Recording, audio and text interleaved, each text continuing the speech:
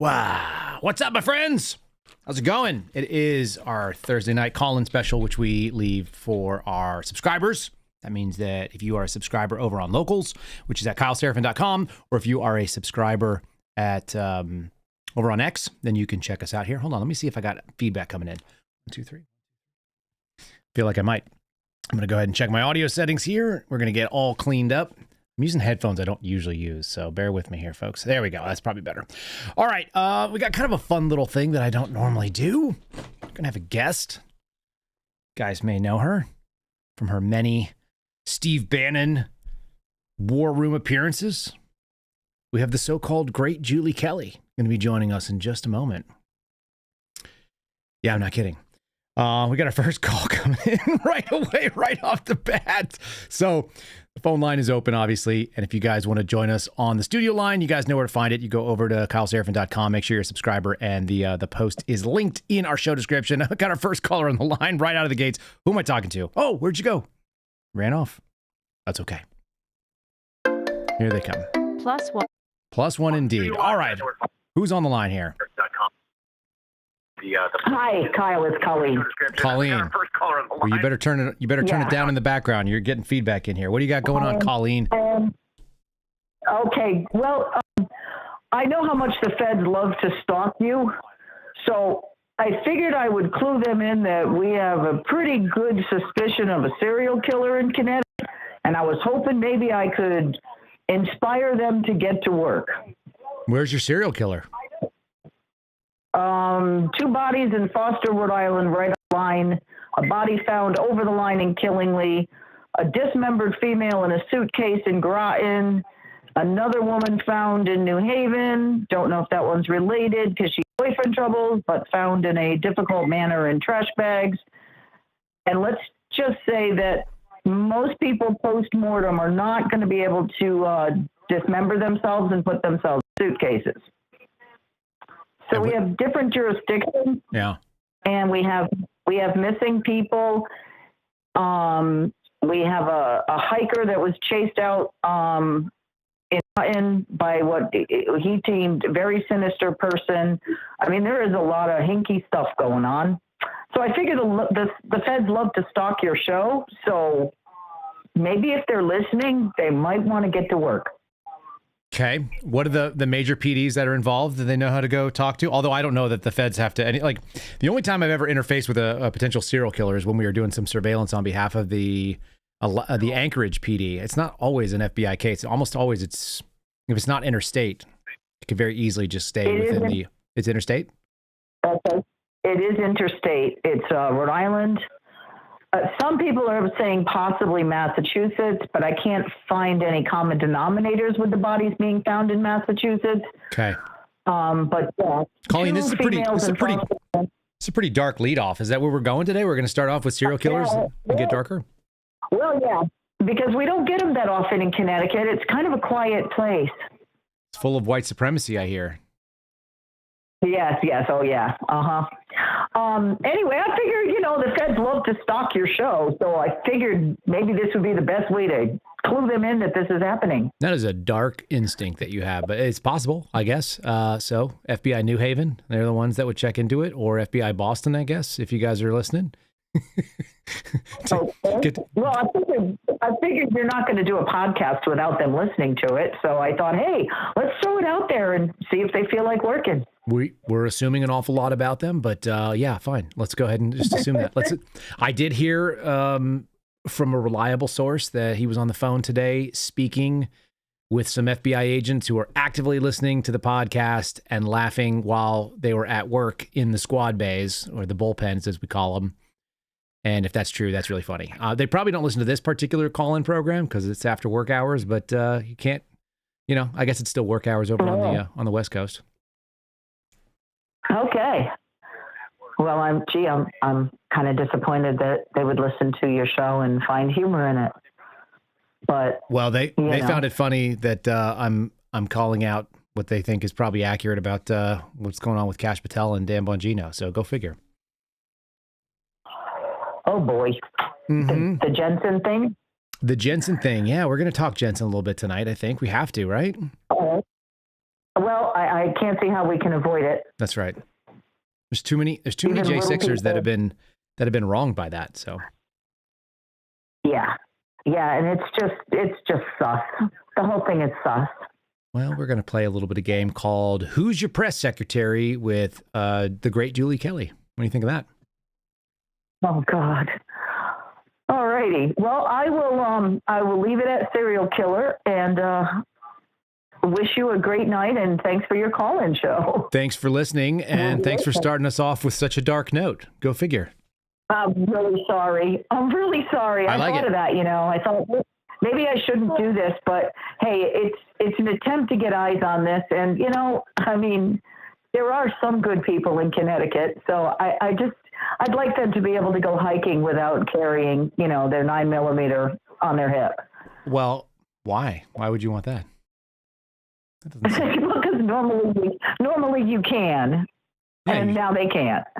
Oh, they should though. You should always carry a 9mm. What's going on? I feel like that's normal. Well, I'm just giving you a hard time right now, but honestly, I jog with. Listen, I go for a jog. I carry a handgun with me. That's just what you do. Well, that's not real popular in Connecticut either, but Neither is Liberty. That's true. That's why we don't live there anymore. That's right. Just saying. That's right. All right. Well, you take care, and thanks for always keeping the faith, I guess. Yes, ma'am. I appreciate it. All right. There, you take care, Kyle. Okay. We'll talk soon. Yep. Bye, Kyle. Bye-bye. We got an extra caller in there. All right. So that's the first, that's a dubious and kind of ominous start, I guess. Coming right out of the gates. Colleen letting us know what's going on out there. Okay. We'll take it.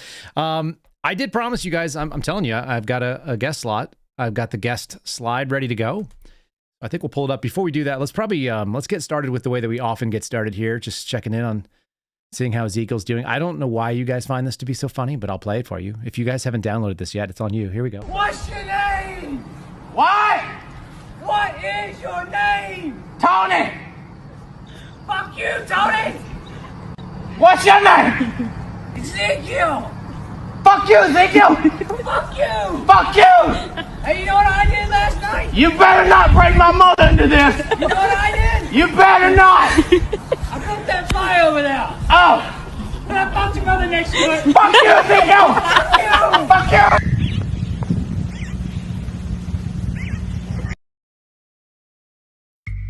What's your name? That's not what I was trying to do. I'm pushing the wrong buttons here. That's what I get. That's what I get for trying to push buttons while I'm looking around. Okay. Yeah, as promised, we're going to do this. You guys ready? Here she is. She's on pause. Is that okay with you guys? She's on pause. We have to do this. There's no other way around it. We got to know what is happening and who is making it happen. So, Julie, you've had some questions that were brought up about Steven Jensen. Maybe you could tell us your thoughts about Mr. Jensen, the now ADIC of the Washington field office. Any thoughts? So you guys know this. I am so used to getting heat on Twitter or anywhere. That's not what I want to do. We're going to fix this real quick. Sorry. I added a new slide, just so you guys know, and it doesn't have a monitor or output. So we're going to get her switched. She's a patient gal. She's a big girl. She'll tell you herself. Here she is. So you guys know this. I am so used to getting heat on Twitter or anywhere else. Sometimes I invite it upon myself, which is fine. I can handle it. I'm a big girl. She's a big girl. But the past few days has been a little bit more challenging because friends and allies, other reporters, people on the right, are really coming after me for what they view as my defense of Cash Patel and Dan Bongino moving a J6 instigator, not J6 instigator, J6 persecutor, moving that individual to head up the Washington field office, WFO, which is the office I used to work out of. So let me help you real quick here, Julie. He wasn't really just a J6 instigator or persecutor. We're calling him the J6 warlord, so you're aware. The J6 warlord, the guy who said he developed the battle plans and made a scalable and implementable option of going after J6ers across the country, in his own words, under congressional testimony, like under oath. Carry on. Arguably the most powerful field office throughout the entire FBI system. So that individual's name is Steve Jensen. Now, Steve Jensen, between April of 2020 and October of 2021, was the chief of the, let me see if I can get this right. There's so many agents. She's not going to get it right. They all have these weird titles and sections and units. Was head of the Domestic Terrorism Operations Center chief. No. It was the Domestic Terrorism Operations Section, and he was the section chief. The problem that Julie has, as usual, is that she doesn't know anything about the FBI. She doesn't know what people do in the FBI. She doesn't know who's in the FBI. She doesn't have access to people that work in the FBI outside of her new friends now, Dan Bongino and Kash Patel. So the problem that she's having is that section chief is a role that you fill when you're a special agent, 1811 criminal investigator. So she's going to struggle with this a little bit. Let's let her cook. We're only 1 minute in. We got 9 more to go. So basically, and he was at FBI headquarters. So basically, he was overseeing what the FBI considered domestic terror threats.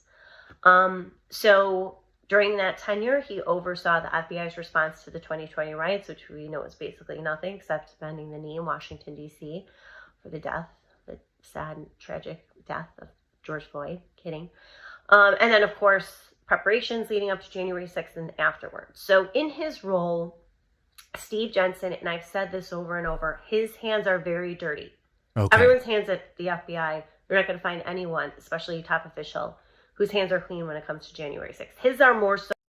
That's actually not true. She actually doesn't know what she's talking about there either. There's plenty of people who were asked to do things and they decided not to do them. There's some people that were asked to do those things. They saw what happened right after they did and they decided not to do them again.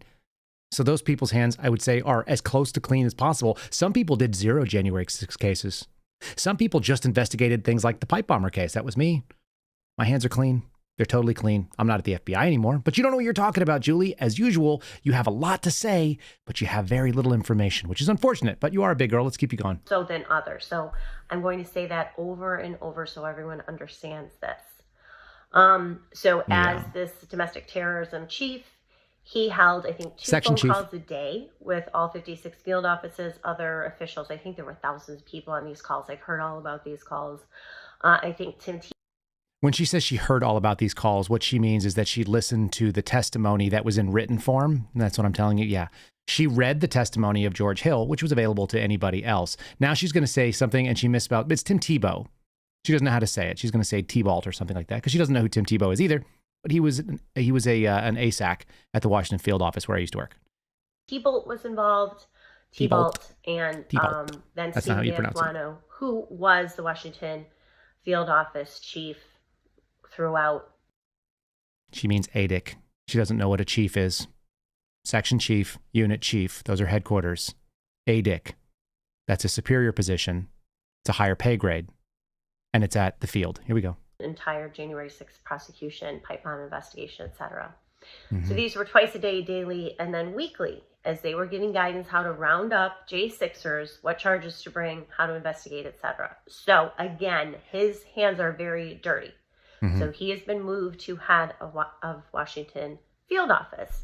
Now, listen, I didn't listen to all this yet, but I know she's wrong about everything just because she's Julie Kelly. So let me just also say this. When you're head of the Washington field office, you are in charge of the single most important and the largest field office with the biggest presence and investigative capability into public corruption. Why would that be? Because all the politicians are in Washington, D.C., the national ones, and therefore, if you run the Washington field office, you are the person who has all the folks that roll up to you. So it's going to be the criminal investigators going after MS-13. It's going to be the white-collar investigators that handle some fraud, but a lot of that goes out of New York. The big stuff does. So you don't have the biggest fraud cases. You've got some really important counterintelligence cases because all the embassies and a lot of the consulate spaces are there. So you got a lot of diplomats and so on. But the biggest single thing that you have that no other field office has is all of the representatives of the federal government in your jurisdiction. And so public corruption, that's the number one thing that Washington Field has over anybody else. And you've now put a guy who's shown he's going to go after Trump supporters so aggressively, not only Trump supporters, but also parents at school board meetings, right? You think this guy didn't have contact with the special counsel? Wait till we line this up. Let's let her cook a little bit longer. It's a really unfortunate listening to someone who has this voice because when she doesn't know anything and we have to listen to her lecture about stuff that she doesn't know about, it's just going to continue to get awkward. So I keep interrupting. Why do I find this interesting and why am I taking a wait and see approach instead because of Dan Bongino asked you to? People are reacting This guy should be fired. He should be thrown in jail. He should face charges, et cetera. Because you don't know what you're talking Maybe about. he should, maybe he will. Mm-mm. But No, we he have won't. to He's part of the New York Mafia. understand the deeply, I think, almost irredeemably corrupt agency that we're dealing with. Their ability to hide, obscure, and even destroy evidence. As I've said, Chris Wray did not leave all the files on everything that we want to know about on neat little piles on Kash Patel's desk. Oh. They've hidden everything behind who knows what. And so if I was going to guess who would be the best person to be my tour guide to the Chris Wray malfeasance during that era, what I would do is find someone that totally bought in to the J6 narrative. Wouldn't you? Wasn't that who you'd ask? You'd say, hey, who did the things like become a J6 warlord and go out there and build their career on going after thousands of Americans in the most novel prosecution and using cases that no one's ever used before? How about using the pre-Fisher decision? So using 18 U.S.C. 1512. Let's do obstruction of justice in an official proceeding. What if we did that? Would you be interested in that? Oh. Julie doesn't know anything about law enforcement, even though she's a fake attorney. I've been told from my sources that what they have discovered at the FBI, the Trump people, is worse than what they imagined. And they already thought it was going to be horrible. Oh my God, how could they do that? So you still sadly need people who know where the dead bodies are, who were there from the very beginning with J6 and other, including the investigations into the president. Wouldn't it be easier to find the dead bodies if you just asked the people who killed them and buried them? Isn't that what you're doing? Yeah. Carry on. Who know where the dead bodies are, where they're buried, where they're hidden, where all the records are, and how they can move forward on some of these investigations. I don't want to blow Julie Kelly's mind, but there's a system called Sentinel, which is where all the files are. And if you have director level access, you can literally just query it. You really can. You can also put people to a decision for all their chips. There's a process when you work in the federal government where you can be asked questions and you have to answer or you will be fired. It's called a Kalkine's warning. It's a compelled interview. It is a tactic they can use for internal investigations. All you got to do is put them under a Kalkine's warning and under oath, and then they have two choices. They can answer or they can basically obstruct, and they can be fired and potentially also face criminal charges. But a Kalkine's warning means that they're absolved of all criminal activities, so they can't be prosecuted. They can just lose their job. So you can do this no matter where this person works. You don't need them as a tour guide. You just get somebody that you actually trust. Anybody you actually trust, probably a GS-13 or a GS-14 that held the line and didn't get the COVID shots and decided to actually do the real resistance of showing up every day and just doing criminal work instead of doing this national security nonsense and doing counterterrorism investigations into regular people who just trespassed. What else, Julie? This could be the case with Steve Jensen. Could be, but it's not. It's not. So when I looked through his transcript over the weekend, as this is the first time she's ever mentioned it, by the way. Exploding all over social media, a few things stood out. Yes, he believes that January 6th was an event, a domestic terror event. That we already know from Christopher Wray. He told the Senate that in March of 2021. This is the mindset of everyone in the FBI at the time, everyone at the Department of Justice, plenty of Republican officials, by the way. Yeah, you know who it wasn't the mindset of? Me. Or Garrett. You know who lost her job over this? Steve Friend. You know who thought it was problematic and went to Congress even though he was retired? George Hill. You know who thought there might be some like complimentary information? Marcus Allen.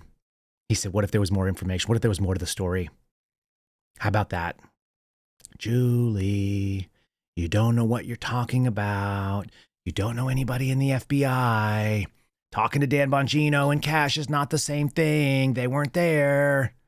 You're woefully ignorant. You weren't paying attention. How come you didn't know Steve Jensen's name before? How come there are 0 tweets about Steve Jensen before this? How come she was unable to identify it? Because she didn't even know what DTOS was, or the fact that DTOS was the headquarters unit that ran this. And by the way, those transcripts have been public for months and months and months. This was easily accessible. Come on, Julie. What else you got?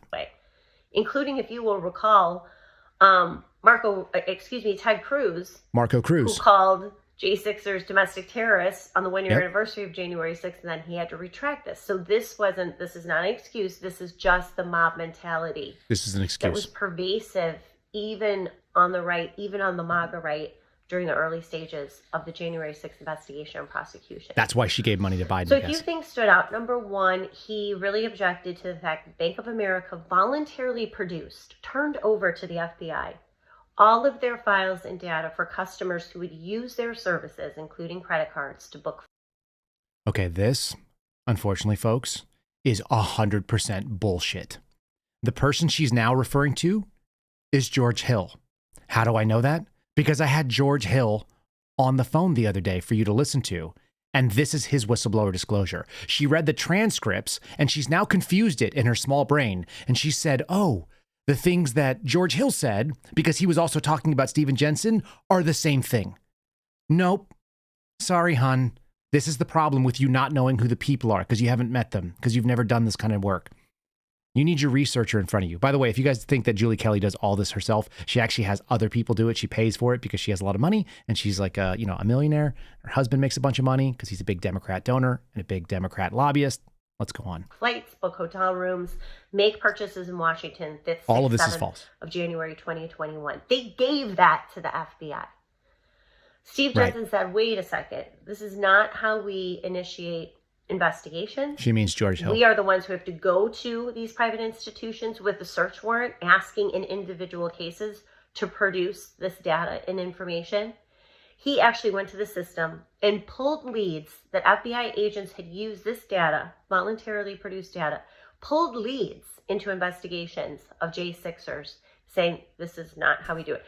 This is a very bleeds blue guy. He was a cop in Colorado before he became an FBI agent. Family he's from New York. He went to Stony this Brook. He's a mentality. leftist. Yeah. Also, despite the fact, and I'm going to say again, his hands are dirty on January 6th, among some of the dirtiest. So I'm not. Listen, let me just make a case for Dr. Mengele. Okay, look, he did vivisect some twins. Okay, he also killed a lot of Jews. But the fact of the matter is the information that he can contribute to the broader body of medical knowledge is unassailable. And so even though he's probably one of the most evil people in the world, Dr. Mengele needs to be listened to, and we need to accept him into the American Academy of Science. Does that ring true? Is that where we're at? Why is this woman running cover? I'll tell you exactly why. Because Cash and Dan are getting rolled. They got rolled by the Agents Association, and the people who worked for New York, the people who worked in the FBI field office in New York are doing the exact same thing. They're reaching out to their buddies. It's called the Friends and Family Network inside the FBI. She has absolutely no idea. She has no confidence in what she's saying because she doesn't have any real knowledge. She is now desperately trying to save her audience. This is, by the way, on her website, declassified.live. And the funniest thing about Declassified Live is Julie Kelly has never classified or read anything classified. She doesn't have a security clearance. She has no idea. She's so far out of her depth on everything she's doing. And she's starting to really expose it to people, which is really fun for people who have been kind of irritated with how obnoxious she is. Downplaying any of this. Yes, you are. I'm just saying, as I've said, it's a little bit more complicated than how people are reflexively describing this move because you don't know. He also is very resistant to the labeling of parents protesting at school boards as domestic terror. Resistant. He fought so back resistant to the Biden DOJ, Lisa Monaco, Deputy AG's office in particular, saying there's no federal nexus here. If there's threats being made to school board members or to school officials, that is a local state. Except there is that federal nexus, and everybody knows it. It's called interstate threats. The issue is it's not a counterterrorism issue, Julie. You don't know what you're doing. Now you're doing my whistleblower disclosure. The DOJ, Biden, and Lisa Monaco are trying to come up with these charges. He fought against this for days. Oh my God, for days. 20 years in the FBI, and he fought against something for days. And then they did it anyway because he's so effective. Now, in the end, he and another official. How do people pay for this, by the way? Did authorize this EDU threat tag. He did authorize it, even though he fought against it because he's a freaking company man. He bleeds blue. Office unit section and went to. I'm sorry, I missed that. I'm going to have to actually go back. Sorry, people. The domestic terrorism office unit section. Unit, section, office, no idea. It's a section. Section is in charge of the units. The units are underneath that. Below that, you have programs. Julie doesn't know. That's a great pause on her face right now. That's probably what she's doing all the time, trying to figure out what's going on. And went to Quantico to become, I think, deputy director of training or something. So, again, deputy assistant director of training. January 6th, yes. Are they kind of dirty on the school board parent monitoring? Yes, he did fight vociferously against it. But then he did it because that's what you do if you're an FBI senior executive. God, these pictures that I'm freezing her on. How do people watch this? How does anybody listen to that voice? I'm serious. Like, between the information being complete bullshit and the fact that she talks like a kindergarten teacher, it blows my mind. I'm sorry that I'm just lecturing on this, but I'm just going to do it because I don't care. Raising questions, saying this Raising was not questions appropriate, and then just in doing the it end, anyway. I was following orders. I guess Following you would orders, say, yeah. following orders to create that threat tag. So Incredible. I trust Cash Patel and I trust Dan. Okay, we're back to just trust me. This is unfortunately the type of person who could know where the bodies are buried. Could, but doesn't. Knows why they were buried, where the records, files, everything that we are looking for to get the There's a answers dozen other people that would be better. How about the people that actually work those January 6th, cases? where they are. Chris Ray did not leave all the files and records and materials that we need. So why didn't they ask the previous deputy director, Paul Abate? Why didn't they just keep him around? He knew more things. He was higher up. How about any of the EADs? Why didn't you keep any of the executive assistant directors who were above him? They all knew more. What about all the assistant directors? How about the assistant director of counterterrorism? Why not that person? Why didn't they ask any of the people that actually know the thing that you think you're talking about? Maybe she knows in the last minute. On Cash Patel's desk in neatly stacked little piles and say, oh, here's the pipe bomber. Oh, here's who started the J6 investigation. Here's our collusion with the Biden. That would have been case agents. They'd be GS-13s. They're under lock and key and who knows what else. So they're in a file on a computer that's searchable by the director and everybody who has director level access. No matter how you freeze it, this woman looks insane. Why do people listen? Is Steve Jensen one of the dirty players? Dirty, quasi-dirty. Yes, dirty or quasi-dirty. How many times are you going to be running cover? Them direction. Direction. At this 37,000, almost irredeemably, I think, corrupt agency. Let's trust that is why he was placed there.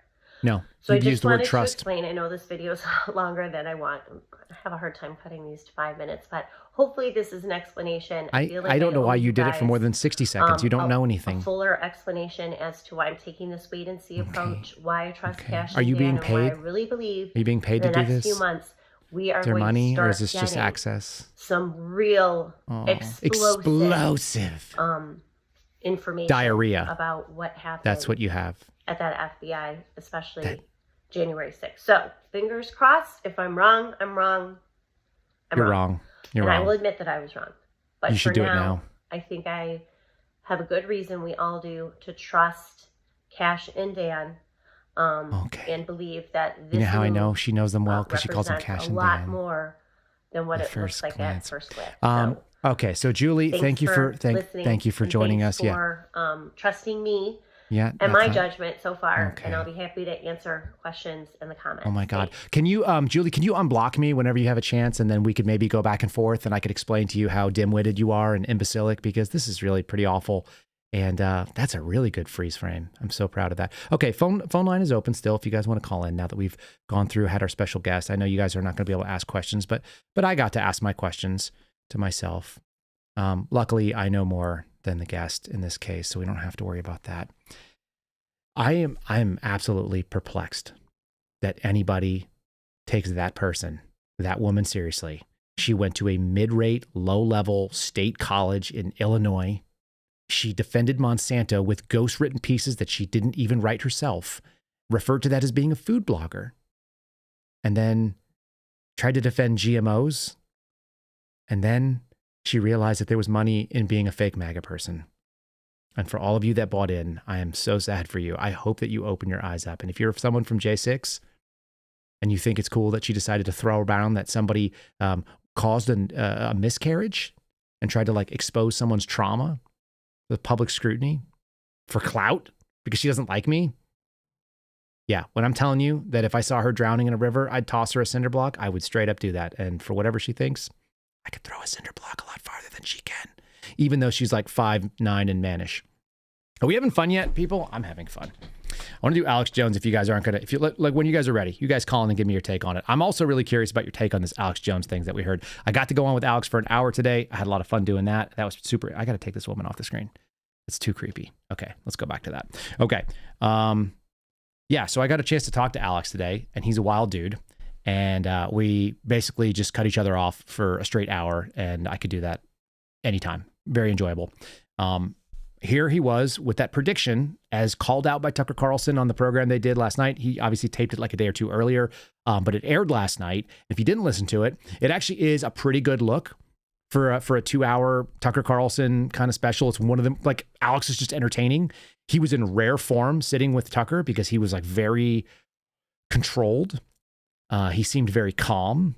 I don't know if he like had a couple of puffs before he went on, but he seemed like he was not rushing nearly as much. He was taking his time and he was just sitting there and just throwing heat. And one of the discussions was Alex Jones essentially describing what happened on 9/11/2001 months earlier. And this is his broadcast from July 25th, 2001. You guys saw this on the podcast today. And so this guy has about 10,000 times more credibility than Julie Kelly. And it's Alex Jones. Hello, ladies and gentlemen. I'm so glad that you could join us today for this Wednesday, July 25th, 2001 broadcast. Tyranny is enveloping the globe, and the United States is a shining jewel the globalists want to bring down, and they will use terrorism as the pretext to get it done. So that's coming up in the second half of the show. Very important information. I'm going to put the call out that you call the White House and tell them, look, we've seen the news stories that you've wanted to blow things up, that you have blown things up, and that you're saying that 4 million of us are going to die and we need martial law and the Associated Press at one of your little drills you had, and that we're aware of who the terrorists are if you pull this. This can stop this Hitlerian Reichstag event. I want to put the toll-free number up for Congress. And I won't want you to believe Alex Jones. I want you to go get these news stories off my website. I want you to call these major newspapers. I want you to find out these statements were true by the White House about preparing for martial law. And I want you to let them know that if there is any terrorism, we know who to blame. The point is, if any terrorism comes, it's from this government. And if there was an outside threat like a bin Laden, who was a known CIA asset in the 80s, running the Mujahideen war, and whose family builds all the military bases over in Saudi Arabia right now, and sits on the board of Iridium Satellite. He's the boogeyman they need in this Orwellian phony system. I want the White House numbers up there now. A big part of this solution, after you research all the government terrorism and check out what I'm saying is true, call the White House and tell them, we know the government's planning terrorism. We know Oklahoma City and World Trade Center was terrorism. We know the Joint Chiefs of Staff wanted to blow up airliners, Baltimore Sun. If you do it, we're going to blame you because we know who's up to it. Or if you let some terrorist group do it, like the World Trade Center, we know who to blame. And you could save the planet. I'm calling it Operation Expose the Government Terror. All right. I got a caller on the line. Who am I talking to? It's Dan again. Dan again. You went 9/11. You out of the woodwork. You're going to go what? You brought up 9/11. You pulled me out of the woodwork. Let's do it. Let's do it. I want to call you Dan again, though. I don't want to do Dan again. I want to do Dan again. All right. Yeah, it's all good. Okay, we good. can rhyme that. All right. Lay it on me. What do you got? What do you got for 9/11? Oh, man. Well, we talked with George a little bit. He had some good thoughts about it, and to the Popular Mechanics article, which I then read and interested in. It was interesting. I found the sense rather lacking there, but it was I don't know, it'd be a fun one to hash out. But I do want to interject before we go full 9/11. Like, your responses right now, and I think you're seeing a lot of traction on these, they're so crucial, because many people on the right need to wake up and not follow personalities. They're so easily manipulated on these fronts where, why are people so easily manipulated, do you think, though? Why so easily manipulated? I think we're far divorced from evaluating truth through our education system, through a lot of life experience, whatever that is, interactions with phones, not as like genuine interactions with people, lack of faith. Like, there's a lot there, right? But you get down to it, I think fear, just like in the COVID stuff, fear is a powerful motivator, and so is hope. Like, once you've placed your bets on a person, I actually introducing cognitive dissonance to recognize when that doesn't fit with reality anymore. All right. That's off the cuff, but that's fair. You think it's just it's a need to believe in something, and then people get pot committed to it, essentially? Yeah, for sure. Mm-hmm. For sure. Right? It's invested in Bongino, the show host, right? Who has these little clips, got the sayings, and he's going to repeat everything. You know what's coming, and you feel good because you know this he's down to earth. You see that play out. And yeah, he's one of us. At some of his shows. Yeah, right? And then you're kind of like, well, okay, this is kind of weird. Or like I had my post on Locals a while back when he accepted the position. I'm like, you're acting. That's very weird that you're acting so impacted by this. What is on? You know, is very, very, you can get those reads over time. But how long did you listen to Dan for a while? Yeah, I mean, I think I caught your first show on his show, but I had like a long time listener. I think here and there he was a point of interest. Sure. So I was fortunate to have countered that. What do you think the odds are?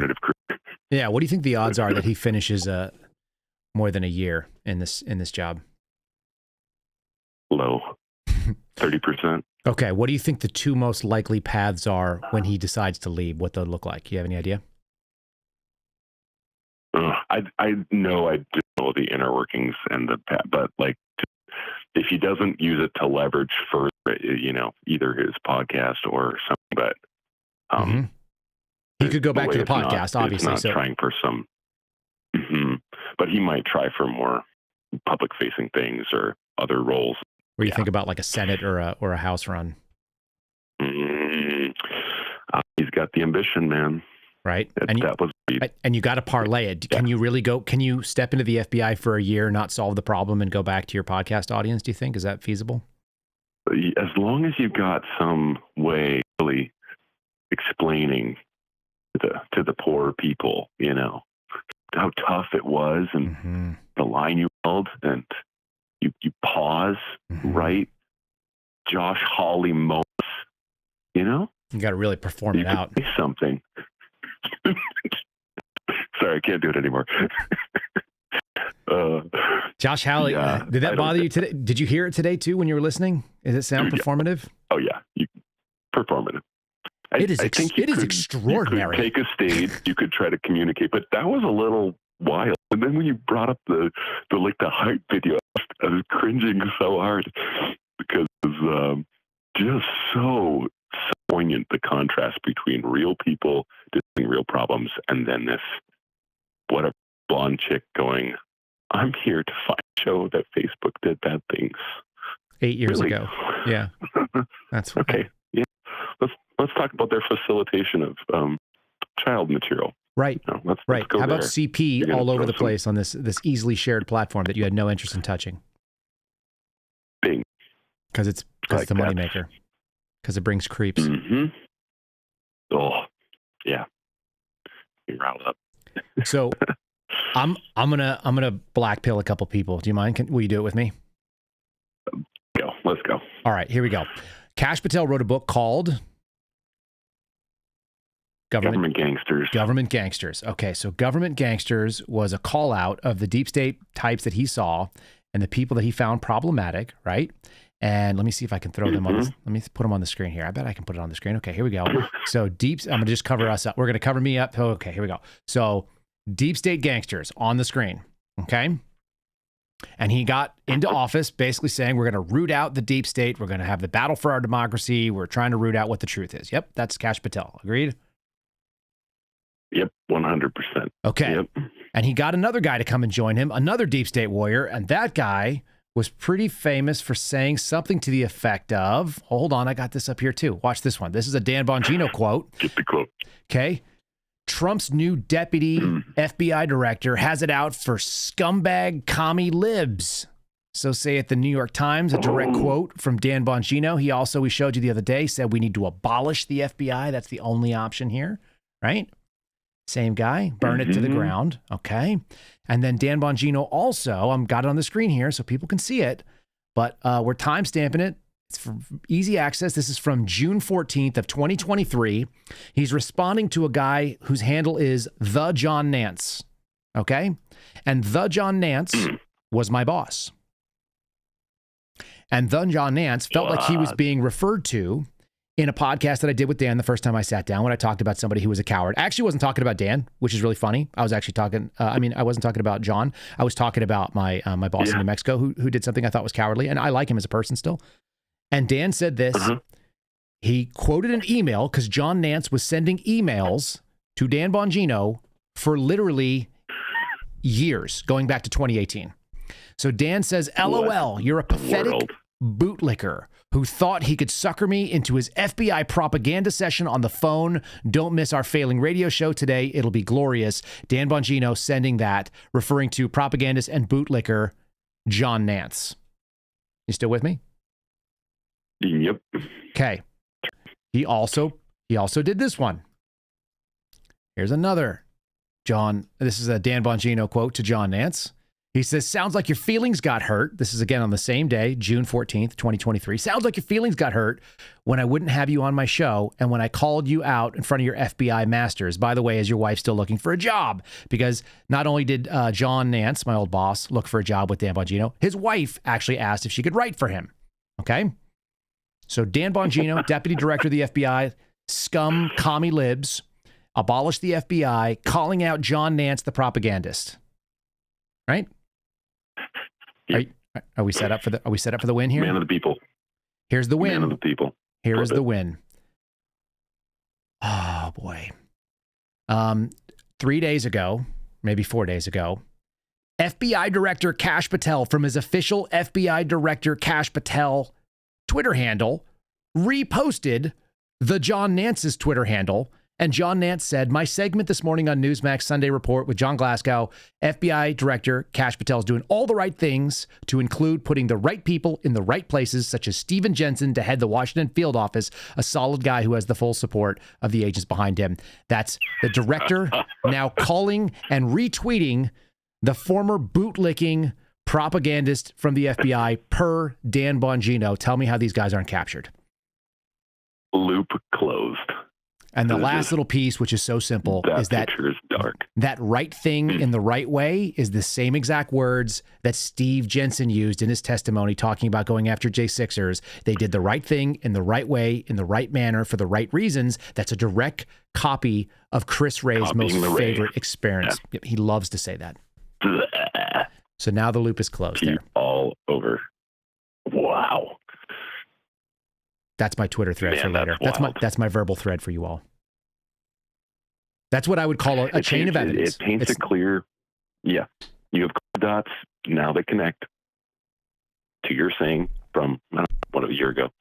But yes, that's very concrete. I think when people encounter that and go, but, like I was comments like, but he's really a good guy and you guys are just seeing things differently. Like, no, you don't land here having differences of perspective. You don't go in saying heads are going to roll and then, but you know what, they're boys and we really just got to sort out and get the program running the right way. We got to, I think your insight with George Hill really hit the nail on the head of we have this lever of power.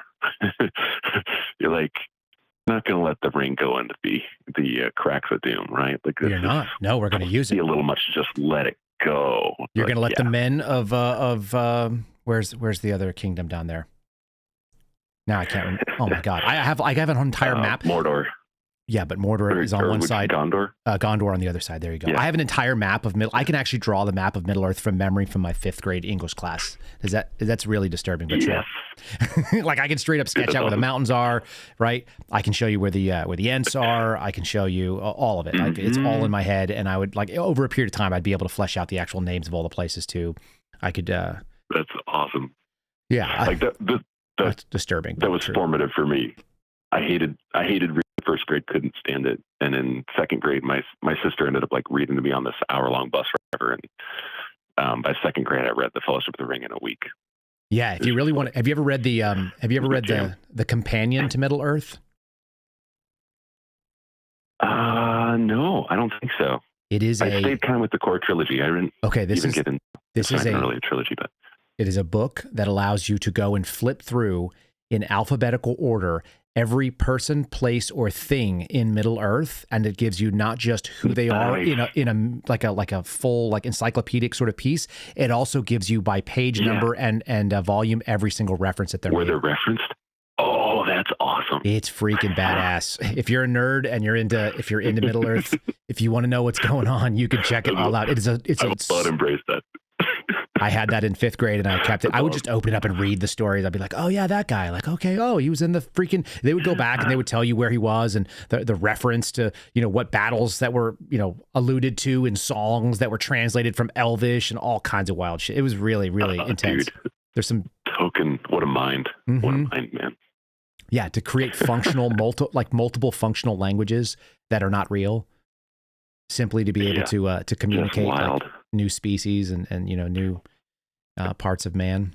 Yeah, to tell the story of the beings that exist on our plane. Pretty wild. Yeah, it is. Mm-hmm. It is. Yeah, pretty special. In any case, fiction. That's my loop. I agree with you. They don't want to throw the Ring of Power away. God forbid you lose access to this thing, because they can lean on it. And as long as it's your pit bull, or as I think George said, as long as you have your attack dog. The problem is these people don't serve anybody. Are you really going to be okay with putting the person who persecuted Trump supporters across this entire country and also eventually introduced the EDU threat tag, even if he complained about it, he did it, and then you're going to let that guy go and run the most powerful public corruption office in the place where Donald Trump is living? Is that really what you want to do? It's just so, and it's so, there's not a good light or, it's laughable watching Julie Kelly struck this line of reasoning like, oh, he's a dirtbag, but he's a means to it, but he's a good means to an end, but really good. It's like, what in the world? It's defending the indefensible. Somebody told me something. I won't say who, because I don't need to throw them under the bus, but big name that was also involved in all this stuff, and said it's complicated. Yeah. And my response was, if you think it's complicated, it just means you're compromised. That's powerful. That's just how I roll. I'm just saying, like, it's really simple. Yeah. There are 1 million people that could do the job you're asking. There are 12 people that know the information you're looking for. This man is totally unnecessary to any scheme you got played or you chose wrong. Mm-hmm. Either way, like, what happens when you choose the wrong when you choose the wrong chalice? You turn into a skeleton. You get thrown into the pit. Yep, you're revealed. That's it. Really, that's the tragedy of all this, because I actually think it's not really a tragedy, because it's inevitable. If you're faking it, you will eventually get revealed. It comes to light, right? Nothing is, nothing will be revealed. Very true. So yeah, dude, I'm happy you're being clear and laying this out there, because I think there's a huge amount of populism within that conservative right, where it's just the clicks and the attention and the hype and the hyperbole. And there are a lot of, egregious things to get called about, but you just see people capitalizing on it. When you see the text messages, when it comes to light. Yeah, the text messages that Julia sent to people who are J6ers, like people who actually got arrested by the government and dealt with this thing, like in the criminal sense. She's vicious. She's a vicious person. She's like, I'm not mean like out of spite or anything. I mean, like out of like being outraged that this person managed to pull all of the resources and get all of the attention when there are people who legitimately were wronged. And rather than saying, exactly. you know what I'll do? If somebody gets wrong, like there's a guy named Kurt Susdak who we've had on the program before, and there was a slanderous piece that was put out by Real Clear Investigations. Paul Sperry wrote something. Kurt and I talked today, and I'll give him an opportunity to come and defend himself here. I'll just let him speak for himself. But it's very simple. There was a claim that he exaggerated all of the things that he put in the whistleblower allegations to Congress. Well, how would you know somebody exaggerated the claims if you haven't spoken to the whistleblowers themselves, and that person hasn't spoken to the whistleblowers because they're the client of the man that you are now writing a hit piece on? How would you know what a hidden whistleblower that you're not able to evaluate? You don't have an ability to evaluate those claims. You're a propagandist, and Paul Sperry did that. And by the way, Real Clear Investigations, Julia Kelly's outfit, right? Mm-hmm. Bingo. Yep. And I think part of it is, I think there's an element here where there's just such weak and obvious villains. You know, like you hear conservative podcasts, how many of these go at the and very egregious and heinous Democrat stances, right? They're so far, Yeah, but we easy. never treat them as the envelope pusher of the Overton window. We don't think, oh, but the right is just backing up and also shifting in the same direction. We're just dragging our feet. We're being Fox News, you know, like let's not be too extreme, but we're still going to bring you along the right direction. You know, this is not a new play. I see it playing out in the, you know, you talk Israel or the you know, Palestine protesters. Like, you guys are so egregious that I have to think that if there is anything nefarious with Israel, and I would say the Israel state, whatever, its government, you don't show me Netanyahu as a hero because he mass experimented on his people. Sure. With the Pfizer agreement. Right. Like, how come we don't ever talk about are these? You never hear that, by the way. You know, and it drives me nuts because we're so divorced from, like, either you hate Israel or you're pro-Israel. Are you Christian? Then the Jews are good. Like, what if you just don't give a shit? Like, what if you're just a guy who's like, I'm America only. I don't actually care what happens to Israel. They're big boys. They can fight on their own. Just let them off the leash. Exactly. Don't tie anything to it. Let it go. And Dan, you know what's even funnier? And God will preserve his people. I have no doubt in that faith. Like, hello. But how did this whole spin happen where, I guess, you know, looking to George Hill's point of, like, when you see the churn, like, that is part of the op. Like, these university protests, are those really to further the interests of the anti-Israelis? No, it's way too cooked up. But at the same point, like, it allows everybody to talk about it, though. And it normalizes ideas that this is even happening. Like, just the fact that we're normalizing that they happen that way. Oh, yeah, exactly. We can all rage at the destabilization and the Democrats and the heinous, you know, transgender, like, wrongs. And yet we're not willing to also then go, oh, does this just make the opponents look better than they are? Or, you know, that's a weird part of having your eyes open, I guess.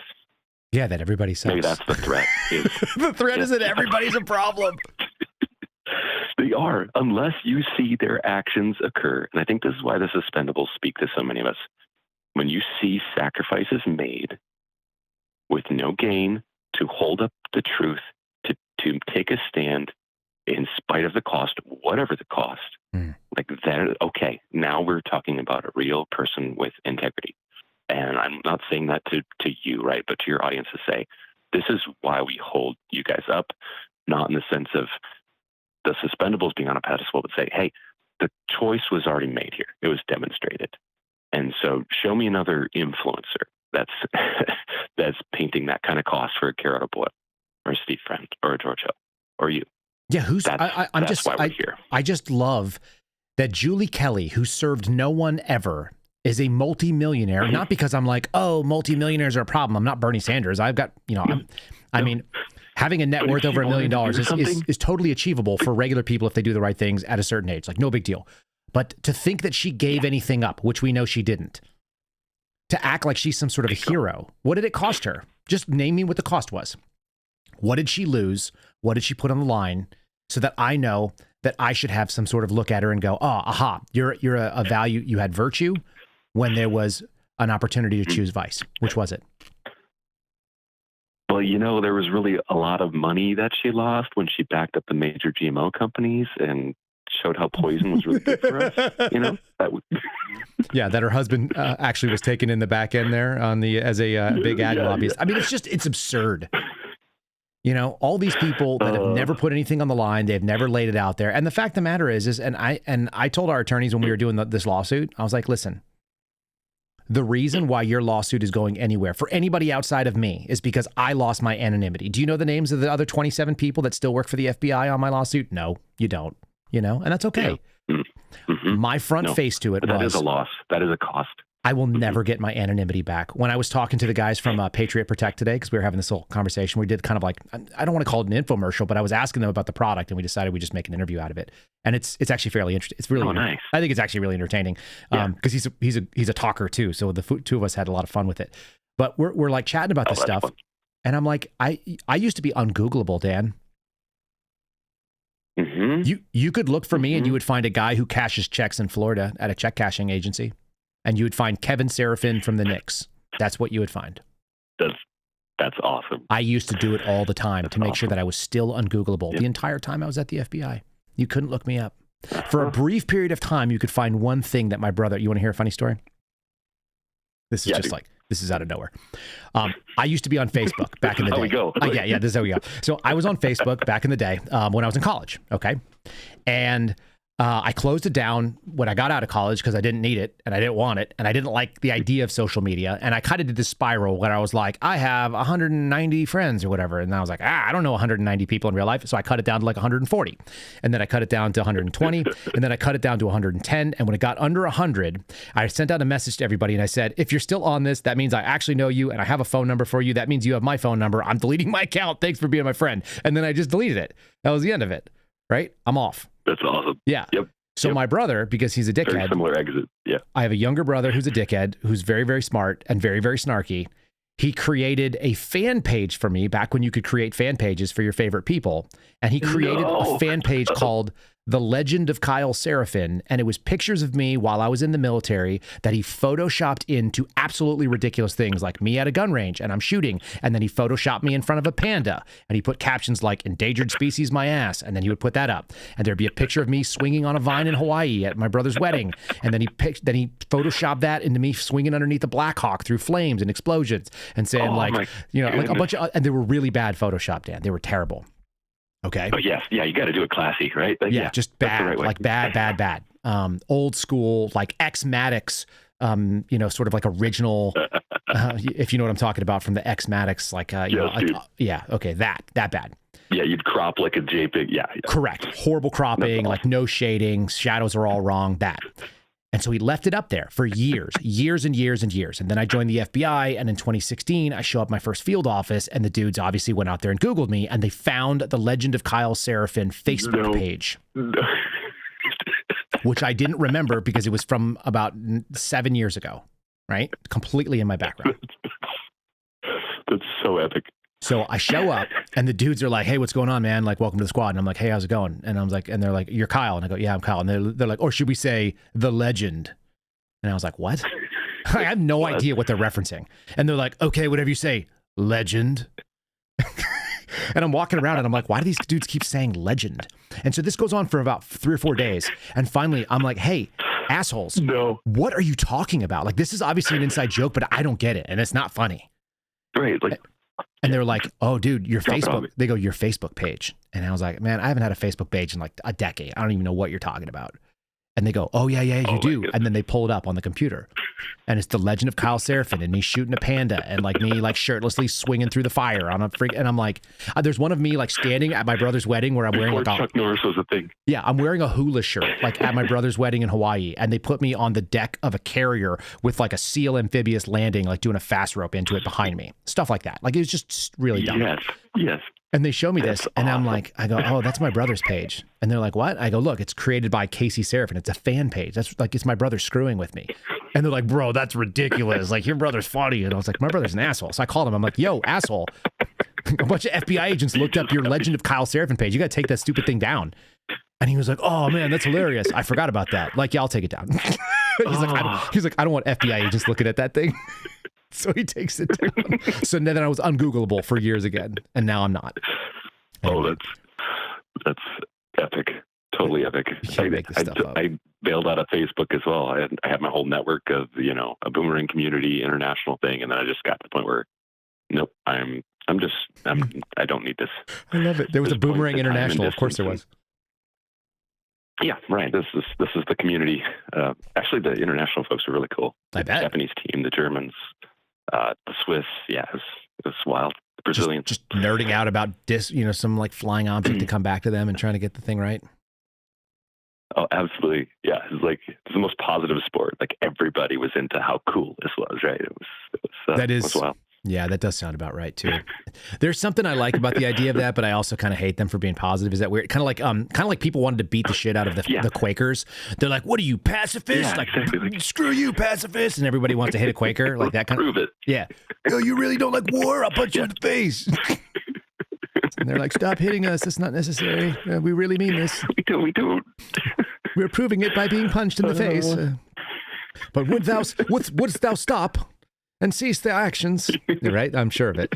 Yeah, and the boomerang crowd too. Absolutely. Like, yeah, we got to hit you. You're being too nice. It's more like, dude, you're kind of not chill. You seem Here, super, try this one. yeah, you're super aggro, bro. Have you tried this? Yeah. What's your sleep hygiene looking like? It seems to be affecting you. Oh, straight up. I know it. That's awesome. Yeah, that's why we had to be like, you could have had that on MySpace. That's why you had to leave Facebook. Oh, yeah, exactly. Yeah, for sure. No, good people, but Indeed. All messed right. up sport. I believe it. Yeah, that checks. Yeah.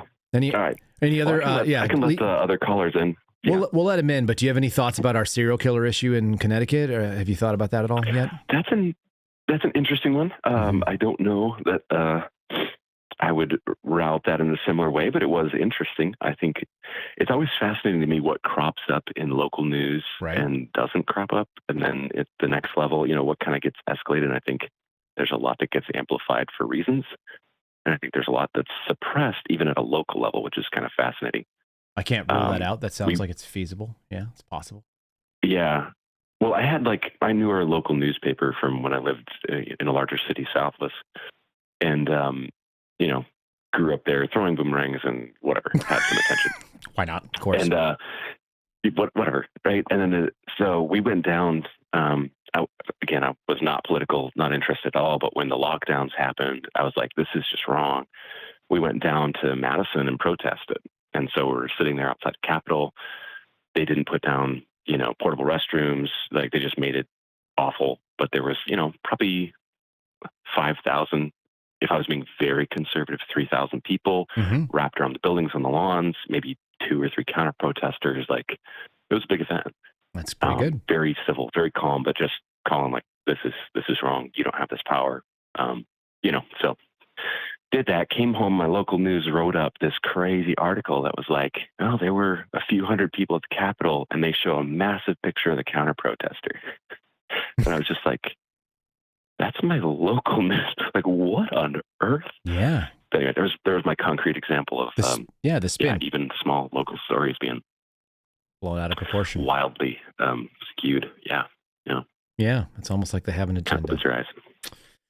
So who knows what boils up? But yeah, I think we're unfortunately on the edge where, like I shared before, a lot of people were destabilized by the fear and the isolation, and obviously with the open border that compounds things. Like I think it's we're in a far more violent nation than I think in many times past. So yeah. And then everybody chose a hero, and that hero has to have a social media following, it seems. How lame. Somebody's got to protect the man. Somebody has to say my opinions that has a big following so that they can say what I think by default. Nothing says alpha like having a group of... Nothing says alpha like I stand with another guy and listen to whatever he says good for me. I have faith that he's going to do the right thing because I trust him even though I've never met him. That's how I operate. I trust this bro that I listen to on the podcast every day. Yeah, he's got. I get weirded out when I see people go like, I trust Kyle Seraphin, or they'll be like, Kyle Seraphin's a snake. I'm like, hey, a-holes, I'm right here. And by the way, I'm reading this, and like, neither of you know me. I don't know who either of you are. But if you saw me in person, you'd be polite, and so would I. Yeah, we'd be polite. Oh man, but the rants that don't really say who they're talking about, those are what it leaves me mystified. Like, are they addressing you? Yeah, or they're like addressing the person you're quoting. That's my favorite. They'll be like, hey, asshole, you're wrong. And I'm like, what am I wrong about? And they're like, no, the person that you tweeted about. I'm like, do you not know how this platform works? How old are you? Are you Chuck Grassley? Oh. Are you 91? Your bare knuckles are in there. Your bones just tacking on the glass. Can you imagine? Hold on. One day I'll do the sound of Chuck Grassley tweeting. What do you think of that? I'll think of what it is. Get that down. Yeah. I'll work it out. All right. It sounds then you got to do it as often as you do the. It's just bony knuckles tapping on glass, like real awkwardly. Crypt keeper fingernails. Oh, creepy man. Totally. All right, dude. I'll let other callers get their moments here, but we'll do 9/11 another time. I like it. We'll do a whole 9/11 moment when you want, and I'll put you on the sideline, and That'd then be fun. People can call in and ask you questions. I like that best. That'd be a fun one. That'd be a fun dialogue. Yeah. Yeah, I'm in for sure. All right. All right, Dan. Peace, brother. Talk later, bud. Thanks. Bye. All right. That was Dan, not Dan again, people. That's Ultra Dan. We like when Dan calls in. He's a boomeranger and a background ambiguously involved in physics. The phone line is open now. GOB Actual sitting in our chat. We'll do a couple more minutes. If you guys, a couple more people want to call. I did see one person try to buzz in here and tell me about another serial killer somewhere else, I assume. But Dan was on a roll, so we just let him go. If you guys want to dial in, sure. Okay, what can you react to? You can be blackpilled by something. You can talk about anything else that is going on. You can talk about Alex Jones. You can talk about 9/11. You can talk about Ezekiel. New caller on the line. Who we talking to? What's your name? Oh, Tony. It's Tony. This feels like Mark. Well, you're supposed to ask me what. Yeah, it is Mark. Hey, Mark. I recognize your voice. I don't recognize your number, but I recognize your voice. I should start saving some of your guys' numbers in here. The problem is they're all in these different throwaway phone numbers that get cycled, so I won't be able to hold them. You know, that's probably for the best for us because if you save it and it's in your phone. I kind of also think that way too. Yeah, I'm not actually not aware of that. So So just I don't mind. That should be the protocol. If you call into the show, make sure you guys announce who you are. So I'm not saving your numbers because even though I sort of recognize it and some of your voices get familiar, I'm not trying to get you jammed up in some FBI slam here. I toss your numbers every month. Every month they get tossed. What's going on, brother? I think. Oh man, I don't know. Just happy to say hello. I had my thought of the week, but my thought of the week last week you did the opposite of, which I thought was hilarious. Which is I was kind of preaching about misogyny and the fracture potential in the conservative side of the movement. So I leaned into that. Be careful about.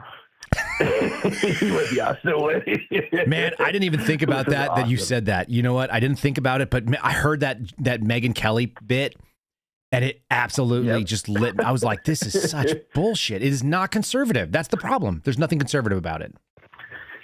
Well, that's the nature of the fracture. Is like even women who are conservative are susceptible to this victimhood, ideology that the left pushes, and that was the nature of like the concern I was trying to raise. I know, and I just ran through it and just said whatever. You're like, Mark, you don't know shit. Let's just go. Hold on, Mark. You're gonna really like this weekend's sit down. Okay. Because I've got Russell Hunter from Abolitionist Rising. And they're in kind of like this permanent feud with the pro-life movement. All the pro-life movements are run by women. Students for Life, women. Live Action, women. Susan B. Anthony, women. March for Life, women. All the pro-life, they're like real squishy, and they're all ladies, and they're all compassionate. And the Abolish Rising people are like, abortion is wrong. It's murder and child sacrifice, and you should be punished if you are involved in it on any end. Like they're the super ultra aggressive masculine version of it. And it is at one point, I think we were having the conversation and he was like, I'm not trying to say like women belong barefoot in the kitchen. And I'm like, wait, are you not? And he was like, I mean, if I want to talk to my wife, where else am I going to go? I'm going to go to the kitchen, right? And I'm like, yeah. but seriously, if I want to talk to my wife, she's in the kitchen. That's where she's doing. That's her office. This is my office. That's her office. Really inappropriate joke. Go. Yeah, well, there's an inappropriate joke that I'll make here about, I want to put a load in the dishwasher. Mm-hmm. And you, my wife, are the dishwasher. Yeah, no, that my buddy used to say that. He was a cop. Yeah. I don't. Is that a common expression? Yeah. It was like a meme like a year ago, but some things, just sort of stick. So there's that. I was talking to a reporter today, and we were talking about inappropriate challenge coins. And there's a classic coin that I have over my shoulder, which is an FBI coin that is not authorized for public visualization because it has the FBI logo on the back, and that's when it gets really sketchy if you start putting things that are offensive on it. It's got a picture of a hatchet and a picture of an arrow. Okay, it has the state of Montana, and it says Blackfoot Reservation.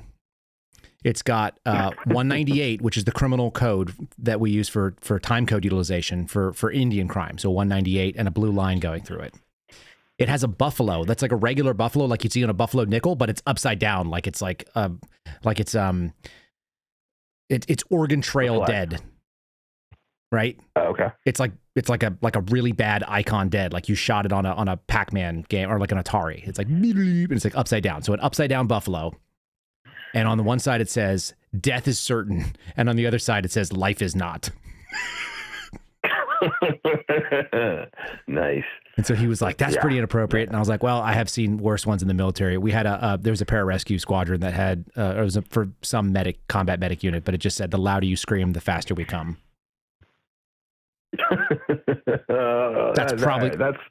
That's closer in line to your dishwasher load. I would argue that that's beyond even what I said. but there's a medical reason though. The louder you scream, the easier it is for us to find you. So the faster we come. I can understand the joke. No, I know you can. I'm defending the joke. It's a classic medic line. Everyone knows. Women say that too, by the way. Hey man, that's just science. That's medical science. It is, but to be fair, if you're being a real medic, you don't worry about the ones that I remember someone telling me when I was in maybe high school biology. He said, if you're on an emergency scene of an accident, stay away from the screamers. Because if they're screaming, they have an open airway. So you just move to the people that are not making noise and see if they're alive. That's what you start with the non-screamers. Yeah, that's legit. And you probably know this better than I do, but the same idea with like trying to save somebody who's drowning, like you put your little life raft cushion. I was actually a lifeguard too in high school. Yeah. You put your life raft cushion between them and you because they're going to drown your ass if they're, otherwise. You got to do a quick reverse. Because they're freaking out. Yeah. So and then you got to get behind them, and then you drag them back to shore using your can or your soft can. Yeah, exactly right. Exactly right. Save their life. Can I give you this week's advice to not follow? Or not even advice, but like my thought of the week that you can ignore and otherwise just destroy? This is why we have the call-in, so I hope you will. Please go. Okay. So this week's thought is, given the fact that we just can't communicate with the other side, they won't listen, they won't hear a reason. Mm-hmm. I actually have a Green Beret buddy who I went to high school with. He was this funny, just goofy kid in high school, and turned out to be like kind of a badass Green Beret. Did many tours throughout South America, Afghanistan, you name it, which is funny enough in of itself. But I've been beefing with him lately on social media because he points out every little thing he can bitch about against Trump, like Signalgate, et cetera. And I'm just like, selective outrage. What are you doing? And it just, again, it rose to this point that I'm trying to make about we just can't talk to the other side because they're just not going to hear it. It's the only thing I can think of beyond just like, let's shoot them. And I'm not going to shoot a Green Beret because I'll probably get killed myself. Besides that, inconvenient truth. The point is like, I think all we might do is point to, this is really simple and it's kind of retro, nothing new, but point to states where, the red states doing well and blue states doing poorly, and same thing with blue cities, just to say, hey, listen, like policy against policy, red versus blue, who's doing well and who's doing shitty. Like we can all talk past each other all day long, but the proof's in the pudding about who's doing well and who's doing shitty. And that's my thought of the week. You can do it with U-Haul numbers. Yeah, exactly right. Yeah. Yeah. Who's voting with their feet? One way. Yeah. No, you're right. That's true. That goes. I think that's actually in line with what I generally think, which is that you're never going to convince. Like, I think the value. Here's what I hope I offer on a daily basis, and I don't know if it's true, but this is what my aim is. My aim is to offer an interpretation that may not be common because of insight that is not necessarily accessible to everybody. Life experience, work experience, sourcing, and so on. Maybe that's the case. Potentially inspired, sort of seeing a through line that may or may not be real, but it seems to be, I see evidence of it in different stories. So I like to do those. But what my wife tells me, the value of listening oftentimes for people when they find something they like is that it's like, I'm hearing someone else say things the way I want to say it, but I haven't thought of saying it in those exact words. So someone else is saying my thoughts to me in a way that is crystallized what I actually think myself. And maybe I do some of that exactly too. Right. You absolutely do. And that's probably 100% why I'm a big fan. It's affirming for people. I'm sure I feel the same way. So it's like, oh yeah, it's like that. I would totally say it. I would say that shit. It's more than affirming. Well, yeah, it's more than affirming. It's like, it's crystallizing in a way where, like, to your point, because I can't say that, I don't have the, articulation or the rhetorical skills to say that the same way myself. But when you said that, it reminds me of how I, at least, and you can disagree, how I see Jordan Peterson when he talks about the Bible and he goes through Genesis, like, in depth. Mm-hmm. It's like, yes, this is all the sort of like intuitive things that I thought I knew, but you put it to words that are intelligible and are compelling. And now it's like real because you crystallized it for me. And I think that's what you do. I would agree with that assessment of what you do. I felt that way, but I didn't say it out loud or try to articulate it, and someone else did. And it's like, yeah, I co-sign on that, which is why people say I stand with this person, which is why I trust this person. They speak for me. It's because a lot of times the things that they're saying are verbalizing a thought, even if it's just a feeling that many people have. I'm the same way. We're all the same way. Exactly. So the value is rather than tell people, hey, you're wrong, and left versus right, blue versus red, which I think is actually pretty unproductive. I very strongly believe when I'm on my game, which is not when I'm on X. When I'm on X, I'm just like having fun. I actually find X to be like really comedic. It's a cathartic moment for me. It's like, how dumb is this person going to write? And then how much funny stuff can I, kind of dunk back on, because I just find it amusing. I should be better. I used to be better. If you followed me long enough, and I think you have. I used to be a better person on X. I used to be a better person on Twitter. You like to fight. I do, and I should stop, because it's actually not really good for anybody. The real value is asking questions. The value is asking questions exactly right. Socratically. It's like, let me ask you this. Right. But you know what? But you're hitting on something. And sorry for interrupting, man. Your deal. You go. But like that is something that like you can't do on X. That is like the antithesis of X, because you can't ask questions and actually get a response. So like that Socratic method that sort of like is so powerful. So not only just powerful, actually useful for communication, is the one thing, or one of the things that X does abhorrently. It's just not built to do that. Because somebody else is going to answer, and they're going to be an asshole in a different way, and now you got a new problem. Yeah, and everyone knows it's a dunking contest, and they're not going to answer, even if they like. Yeah. I love that Elon was like, the algorithm is going to reward positivity. I'm like, why? Your platform just rewards people being shitty. Like, that's what it does. Yeah. Good luck monetizing that. Yeah, you're monetizing people's worst instinct, which is how sarcastic, snarky, irreverent, and like publicly acceptably inappropriate can I be?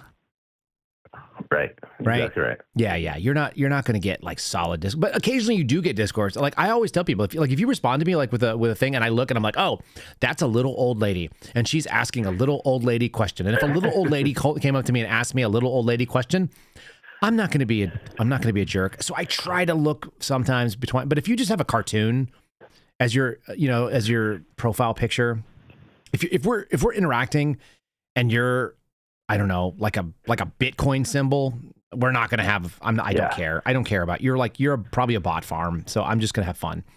So yeah, I try. And then sometimes it's just like, I can't help it. I need to stop. Sometimes like the answer is just the picture that the person posted of themselves. I'm like, that's how you represented yourself to people that don't know you. This is not a good look. Why are you like this? I'm like, why are we having this stupid fight? It's bad. Yeah, no, I agree. And on a side note, but related, I saw how Julie Kelly has stopped responding to all of us. She hasn't blocked me because I'm nobody. But her latest post tonight, she's still trying to post relevant sort of legal things about Bozeman and different things. It's so dumb. I was quick. It is dumb, but I was quick to jump in. That's the third or fourth comment she got. I was like, hey, if you just admit that you effed up with the J6 Jensen sort of situation, we can all move on. And I'm probably blocked now, but it's true. It's that kind of thing. It's like, yeah. I ended up blocking. You're a hack. Did you see this whole thing that I had going on with this woman named Becca? She went on a podcast to say her grievances too. I don't think so. Go ahead. All of it's really dumb, and I don't like social media.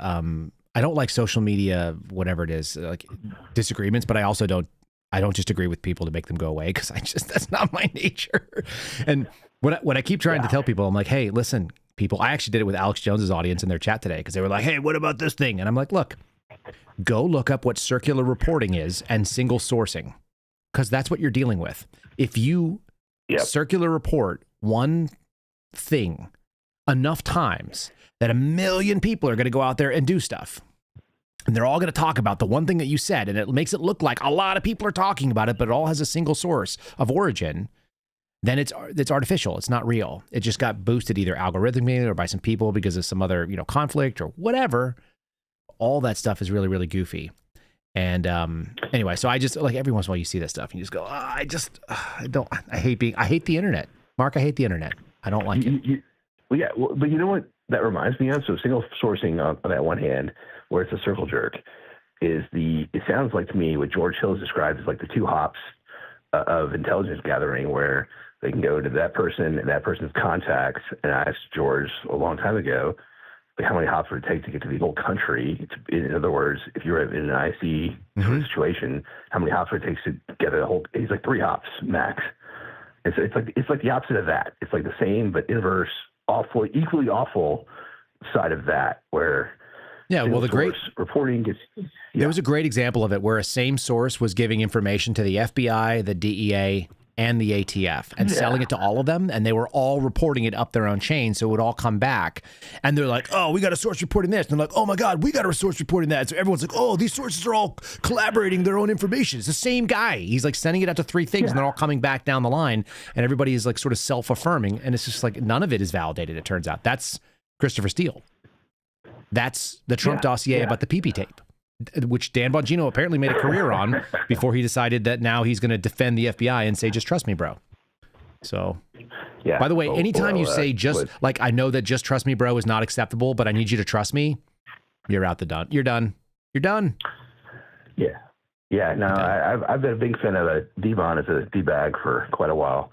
And I was a fan of his, actually, for a short time. Well, not for a short time, but for a while, probably until you guys got sideways. But you know what? Give myself credit. Before that you guys got sideways, I was already kind of like, this guy is just too narcissistic, because I counted the times he said I in his podcast, and it was like fucking A. It was like, what happened to Joe Armacost? Does anyone know what happened to Joe Armacost? I don't know. Like, what happened to the man? Honestly, like, everything I know is that he lived in one place. He lived up in Maryland for a long time.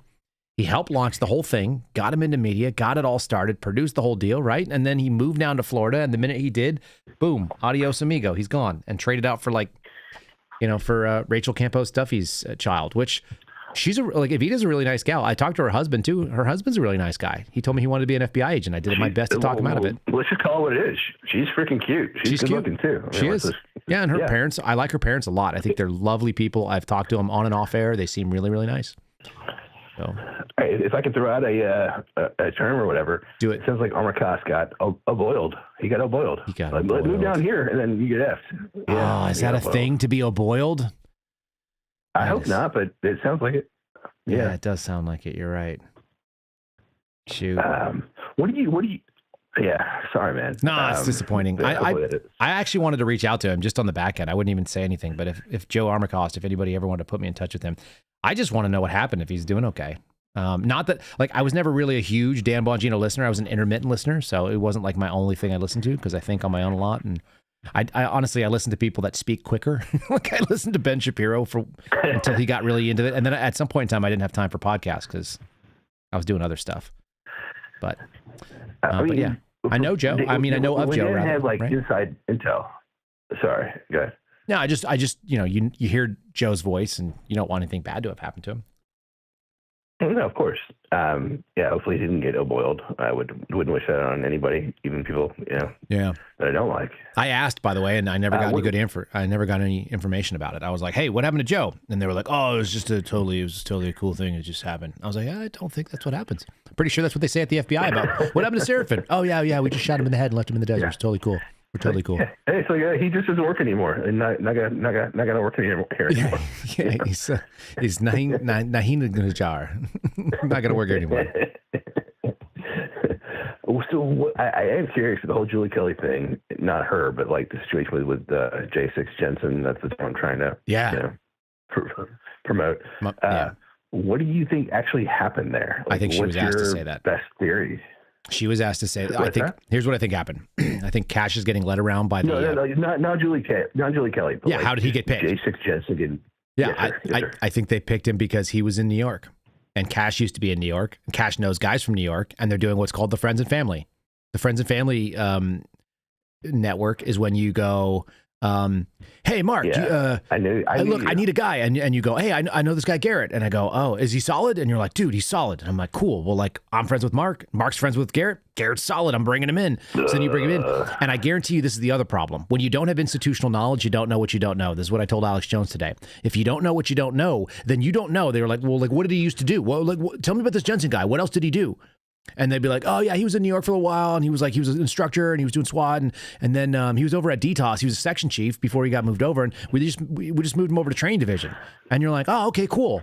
And if you don't know what DTOS is and you don't know when it was and you don't know to ask, like, hey, what was he doing at DTOS? What years was he there?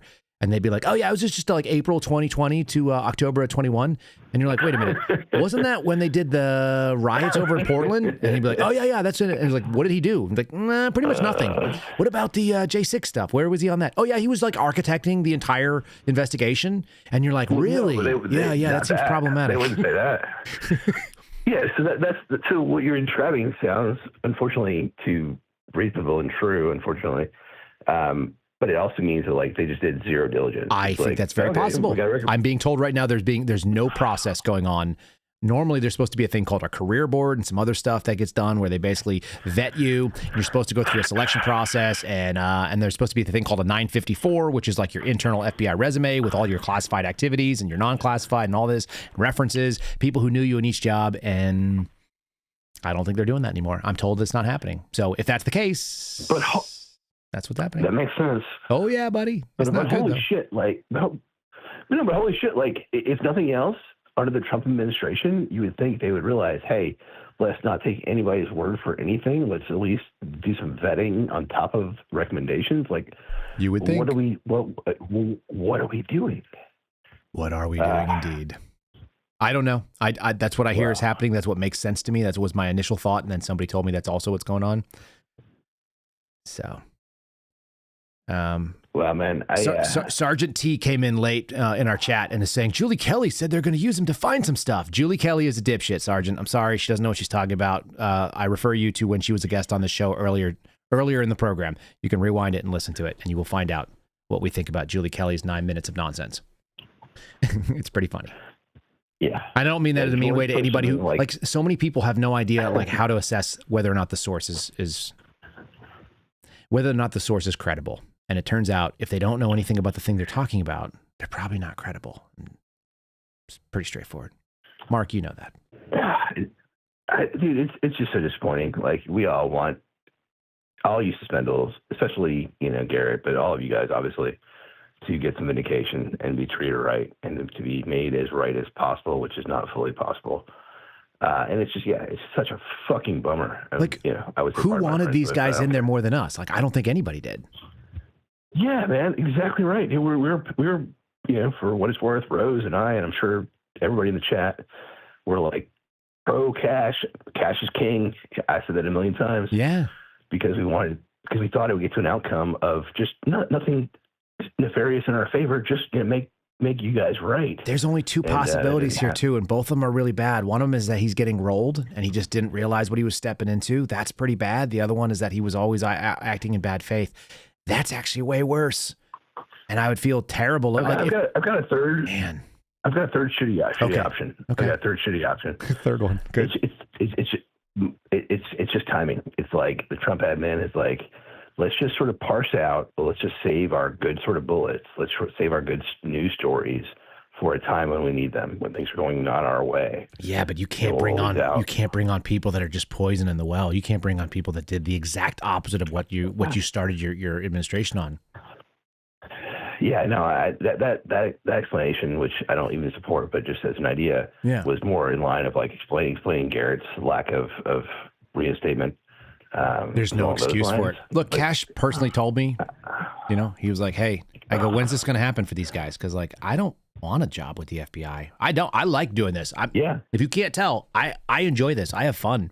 It's a challenge to me every day. It really is. I feel very blessed that I get to like sit here in my office and do this.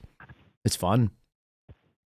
Yeah, man. It is a novel thing to do. Each time I get to do it, I'm like, this is pretty cool. Like, folks, if you don't know what we're doing here, I'm going to show you on the screen. Like, this is where I get to work. This is the office I built for myself. So if you're watching, that's what it looks like. I go here, check into my own office that I built the way I want. It's a cockpit where we run the podcast out of it. And it's just me. And I'm only answerable to me. And if I screw up, it's on me. I get to laugh about it, and there's Mark right here. Look, Mark's right here on the phone, right in front of me. There it is. This is like medium tech level stuff. Don't show my number. I'm not showing your number. Again, yeah, they can't see that. They can't see it. But I got to build my own space the way I wanted. I got to operate in my own space. So like that's a big blessing. And I wouldn't want to. I wouldn't even know how to go back and work in an FBI office at this point. I just couldn't. I don't think. Yeah. It would be crazy. It would be so strange to go in and have somebody tell me that like I couldn't just pop off with my own thoughts. George Hill described me as being feral for too long. Like he's like, you're unrideable.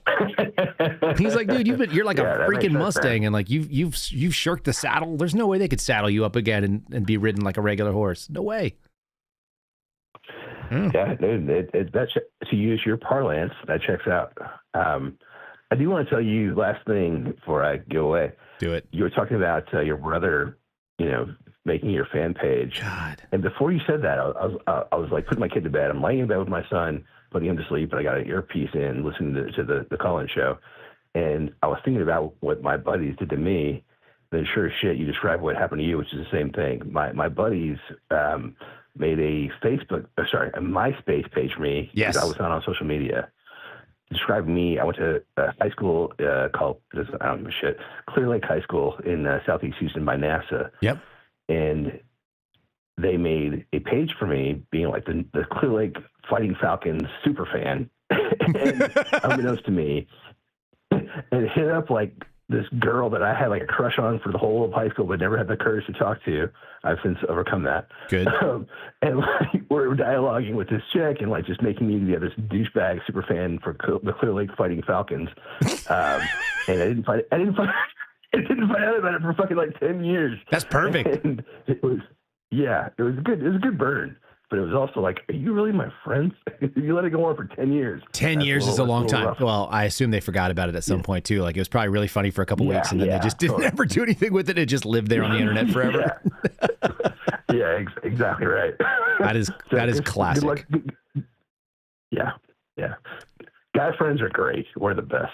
We're the worst. Have you ever seen those videos where it's like guys playing video games together and the guy's like, hey guys, if I was going through something, would you be there for me? And the dudes are like, absolutely not. No, man, I hope it's really bad. Like, they're like, I hope you die alone. And they're just saying the worst things. And the guy's like, that's really rough, dude. Like, I'm not going through anything. And they're like, oh, well, when you do, just remember this conversation. Like, yeah, we're the most brutal. And yes, also we're the same guys that will show up like, when you're all alone and you got nothing else going on. And you know what's sad? Some of the weirdest things happened. Like the guys that I met in the bureau that I wanted to take care of, like you just meet people and you're like, okay, cool. Like this is my tribe. This is where I work.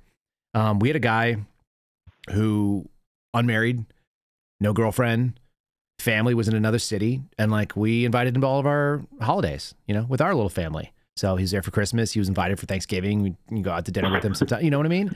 And that same guy, right when the COVID stuff, he called me up one point in time and he was like, dude, the fact that like, he was like, these assholes that don't want to get the vaccine, like what's wrong with them? I'm like, I'm not getting it, dude. Like, what are you talking about? And he was like, if my mother dies because of you in Ohio. And I was like, bro, I'm in New Mexico. Like, what are you talking about? Like, what are you talking about? And then he didn't talk to me for 4 years. Like, Yeah. That's pretty wild too. So you get some of this stuff that you're just like, oh, those are not my people. My people would make a Facebook page for me and tell me that, they would put me, they would do what Burt Macklin's been doing and Photoshop my face onto some dude in a Speedo and put it out on the internet. That's what my friends would do. Yeah. Just make sure you got a six pack. Let's call it even. It wasn't even a six pack. It was like semi strong looking. It was awkward. Right. It wasn't dad bod. It wasn't full. It was pretty dad bod. Look, let's be real. I'm a dad. I got 4 kids. Like I don't have time to work out every day. No. Yeah, me too. That's what I'm saying. If you're gonna like Photoshop me, at least give me a good Photoshop. That's what I meant. Yeah, make it look okay. It wasn't embarrassing. It looked okay. Yeah. But it does remind me, I guess, last thing. So again, I mentioned this guy from high school who's ended up being this crazy badass Green Beret. Yeah. Who's now a total leftard. Yeah. What do you think makes a Green Beret a total leftard? Like, how does that even There's happen? probably 10% of them that are like that. It's like any other like elite military operation. Some of these people are a little bit out there because here, configure this. Like, first of all, they got language, they got culture training, right? So, and it's still going to be a cross section of people. Like, you're not going to have universal agreement among Green Berets, we had like a Navy SEAL out there who decided to go tranny and change. There's a Green Beret who's actually like transitioned to a female and is like an MMA fighter. And I used to send it to my buddy who's a Green Beret all the time. And I'm like, this you, bro? And he was like, dude, shut your mouth. That's terrible. Like, I know that guy. like my friends went through selection with him. So I don't know. Like the world takes all kinds, right? There's always going to be There's always going to be people who disagree with you politically. I bet you probably have more in common than not, as you guys, right now we're majoring in the differences because there's it does feel like we're like incentivized to find division at this point in this country, right? Well, I agree and I disagree. Yeah. I think 100%. I agree because I think we focus on politics way too much, and that's not that important in terms of like our day to day. But I disagree in the sense of like there are a lot of people who just have their values are just completely opposed to let's just break it down to the Constitution itself. You're and right. So like, how do you ever reconcile with people like that? Melon missile. That's how you do that's it. a big Mark, swath. just a headbutt. Yeah. Just right in the mouth. Well, all right. I'll let you know how it goes. I hope you're still standing when it's all over. But if you're not, I'm proud of you. I mean, I'm stronger than him, but Yeah. he's definitely got more skills. Yeah, he's definitely got more combatives training. It'll be all right. Yeah, for sure. It's not going to go well. Just squish him really, really hard if you have to squish it. If you get on top, don't let him out. I will lay down on him. Yes. For sure. Yes. All right, man. Do it. Thanks, brother. I appreciate it. All right, bud. Take it easy. All right. Cheers. There you go. I don't know what we accomplish on these shows, folks, these call-ins, other than we just get to hang out, which is always fun. It's nice to hear who's listening in the morning. You guys get to tell me your piece. We get to have a good laugh. If you don't know anything about the melon missile, nobody expects the melon missile. That's the headbutt. You got to lead with the tops here so you don't get knocked out. You don't want to get knocked out. It sounds like GOB Actual is like hanging out in our chat right now, so that's kind of interesting. Our buddy Garrett O'Boyle, we're speculating on getting O'Boiled. Garrett, if you want to buzz in, by all means, dial in. I saw somebody else was trying to get in earlier, but there's something to be said about being O'Boiled, being transferred somewhere and then canceled mid-transfer. And we hope that is not the case for Joe Armacost. I don't know Joe. I never met him. I met Guy. We had Jim Verdi on. We're talking about Dan Bongino, producer guys. The people that worked with him were really nice, and I had nothing against any of them at that point. So, and I still don't. I think they were all decent people to me. We never had any bad blood. I don't like what was said, but other than that, I still wish him well, and I definitely wish Joe well. That's tough to get abandoned by the job he got. So, anyhow, GOB, if you want to dial in, you want to join us for a minute, I see you lurking in my chat. You're welcome to jump on. I sent you the number. You can call in here for a minute and we'll riff it up. Otherwise, we might shut this thing down in a second. I want to see if I saved anything else. I may have saved something else. Let me see what else I got here, folks.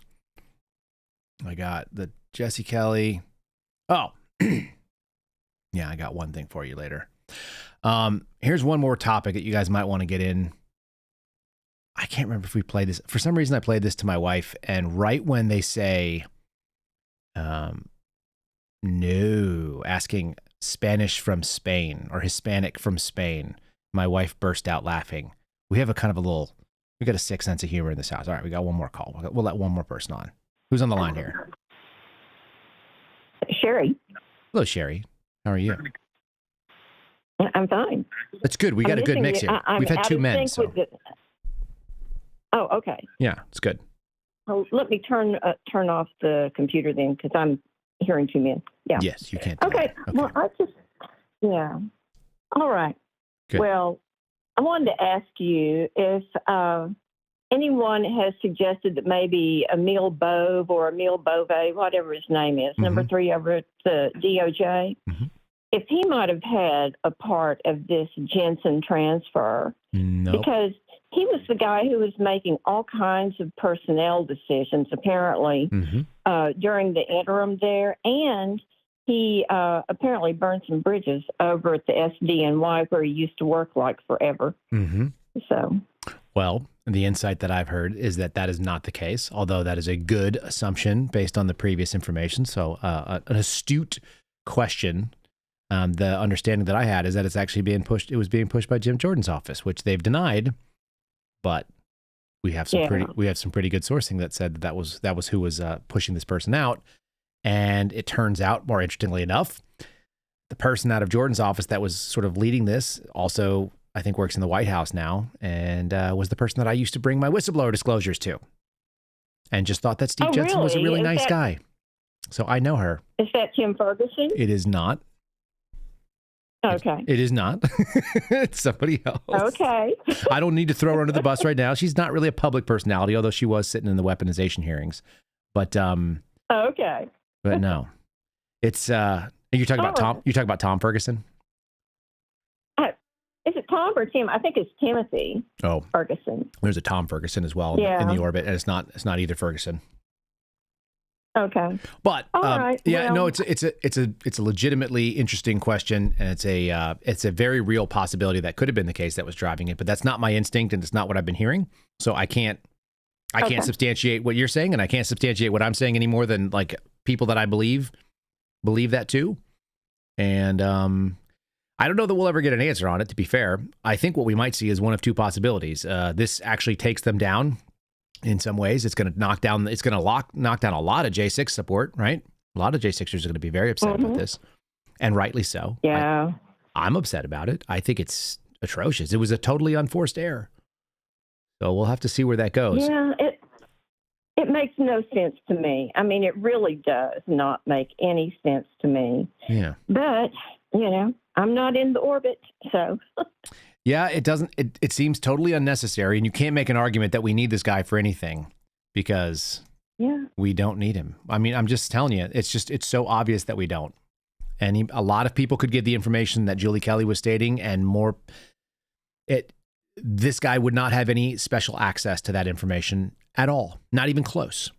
As a section chief, he would have been so far removed from this that her answer makes no sense. If you know where the information would be and who would have had access, it would have been not that person.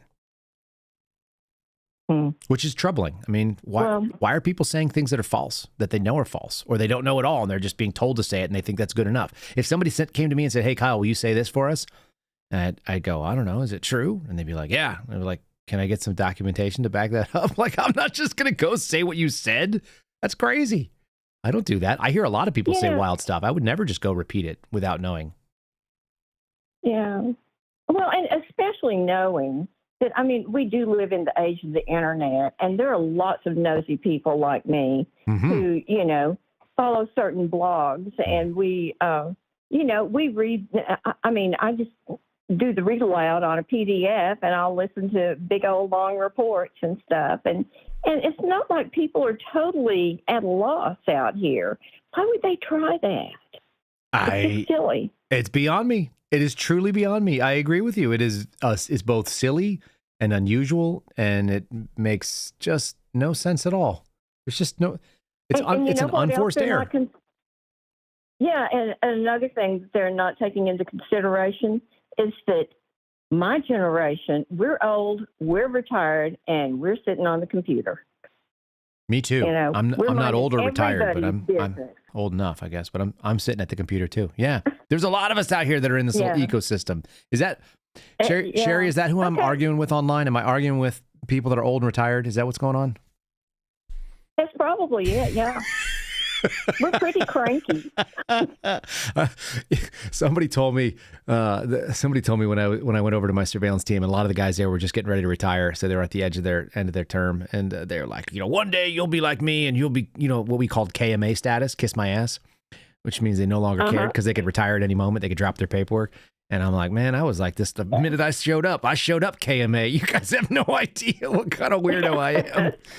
I figured any day I worked the job was cool, and if I didn't get to work the job anymore, that was cool too. That's just how it was going to work out. Yeah.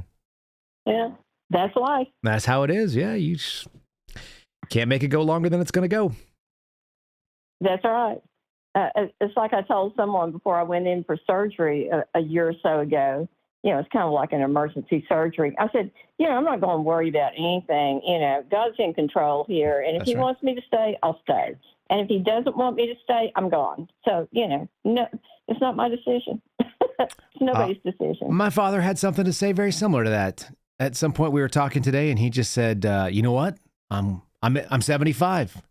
And I said, I know that. What does that have to do with anything? And he goes, well, statistically, the clock's not real long on my end. And I went, thanks a lot, Dad. That's kind of dark. And he goes, not to me. Just acknowledging reality. That's just what it is. You can tell your dad that, I'm like 4 years younger than he is. Okay. But on one side, I have an aunt who's 104 years old. And on the other side, I have an aunt who's 108. You might be going for a while. Both living here in Texas. Yeah. Yeah.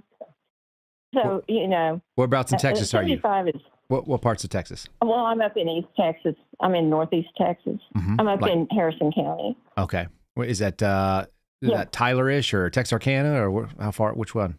Which closer? It's halfway in between Longview and Freeport on on I-20. So a little bit further south then. Does that sound right? Than Texarkana? It's on. It's at the intersection of I-20 and 59. Okay. Yeah. I can visualize that. That's a nice area. It looks totally different than the part of Texas I'm in, which looks totally different than West Texas. Oh, no kidding. I mean, we have trees and water and everything. I know we have heat. Do you guys have pines, or are you too far north for the pine trees? Oh, no, we have pines. Isn't that we have something? lots and lots of pines. Texas is such a wild spot. Pine trees go all the way up. You know, we take our pine trees all the way up to, into the Arklatex, up to Oklahoma. You haven't run out of pine trees when you get to Texarkana. What do you hit next? The Arbuckles? Is that what you said, or is it something else? What's the mountains up there? The next thing from where I am? Yeah, what's the mountains that are going to be north? If you were to keep rolling up into Arkansas, what do they end up being?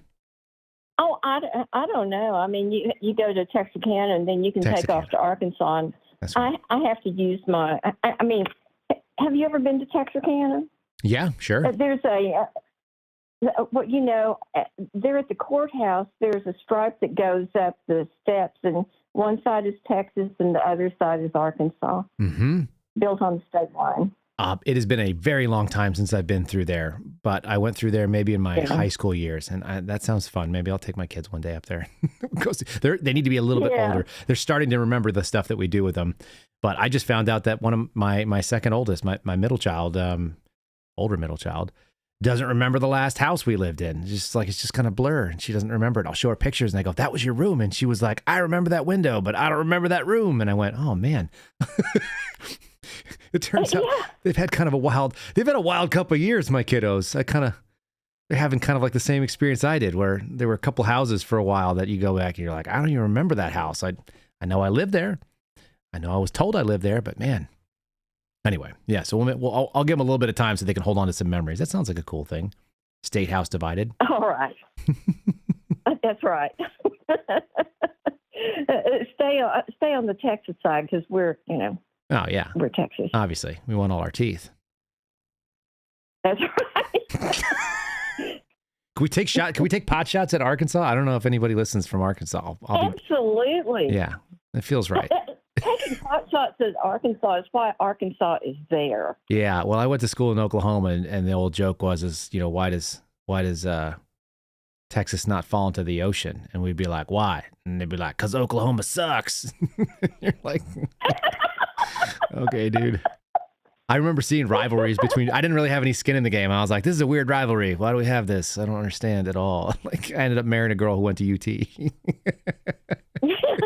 Well, hey, you used to live in Dallas. The OU weekend or the Texas Oklahoma game weekend. Yeah, of course. I heard this. I mean, back when I was growing up, that was kind of don't even bother to get out on the freeway. Mm-hmm. In fact, there weren't that many freeways at that point. Sure. Yeah. It was kind of wild. It's still wild. In fact, football hooligans. Yeah, take it back 25 years, probably somewhere in that range, or 23 years or something like that. OU Texas weekend is the reason why I can't drink gin.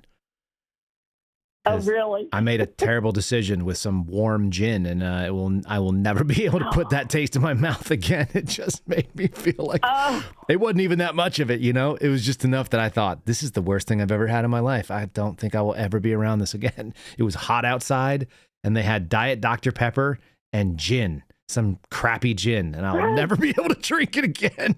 People have offered me very nice drinks, and I'm like, keep it. Just keep that thing away from me. Going to need some Reglan on just the thought right there. Mm-hmm.